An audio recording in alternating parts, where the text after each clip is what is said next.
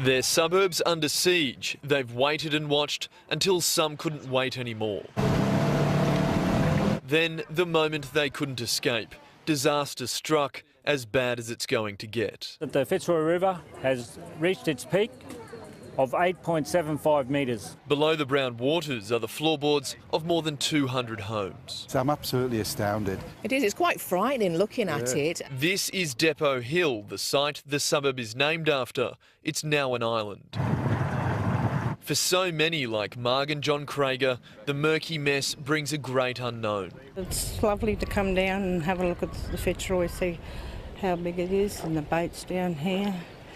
It takes my mind away from my house. I can't check on my home. That's the worst part of it. They're staying in a motel and won't return home until the waters recede, but that could be days away. And I hope we had no looters down there stealing their stuff like last time. Last time they got into my place and I lost my lounge suite, I lost computers. Thousands of people have lost their way of life. Our cameras were the first to reach low-lying Port Curtis, where the locals feel forgotten. I don't think they pay attention to Port Curtis because they really see it as we choose to live out here. Only a few front steps stand between Re-Aspinall and croc-infested waters, and she's worried for her grandfather, who's lived here for 40 years. I really don't know what to do if he was to have another heart attack or anything like that. I don't know what I'd do. We've got plenty of food and ways and means to cook our meals. With the Fitzroy well past major flooding levels, every centimetre matters.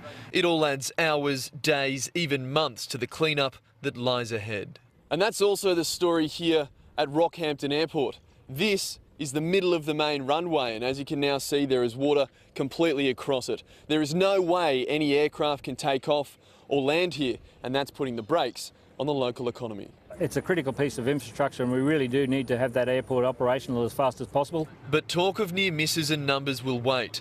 A major disaster has hit Rockhampton and it's hurting. You know, you got to look at the bright side. There's always someone worse off.